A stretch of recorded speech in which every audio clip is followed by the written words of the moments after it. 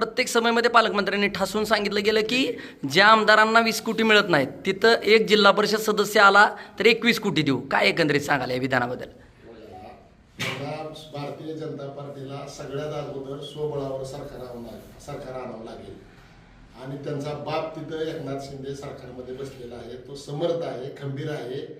जयकुमार गोरे साहेब काय बोलले त्याचा समाचार त्यांनी पेनूरच्या सभेमध्ये घेतलेला आहे.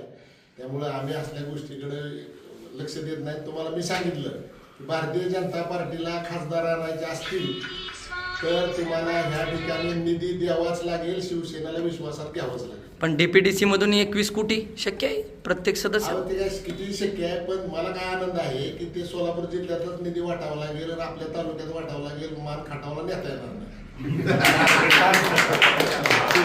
आपलीच लोक आहेत ना सगळे. पुन्हा तर कोंबड्यांना ओरडून बाग दिवस उगवलं म्हणजे झालं ना. रणजित शिंदेच्या पत्रावर माडतच येईल ना. मान खाटावला रणजित शिंदेचं पत्र देऊन नाही जाणार त्यांनी. त्यामुळे आम्हाला त्याचं काय वाईट. उद्या ते मुख्यमंत्री सुद्धा स्वतःला घोषित करू शकतात सोलापूर जिल्ह्यात. ते त्यांच्या हातात आहे, आपल्या हातात काही नाही. आणि त्या माझ्या लेवलच्या गोष्टी पण नाहीत. पण निधीच्या आणि शिवसेनेच्या सहभागाच्या या आहेत आणि घेणार नाही तर तुम्हाला सांगितलं भारतीय जनता पार्टीला मतदान करणार नाही लोकसभेला. आम्हाला नाही विश्वासात घेतलं.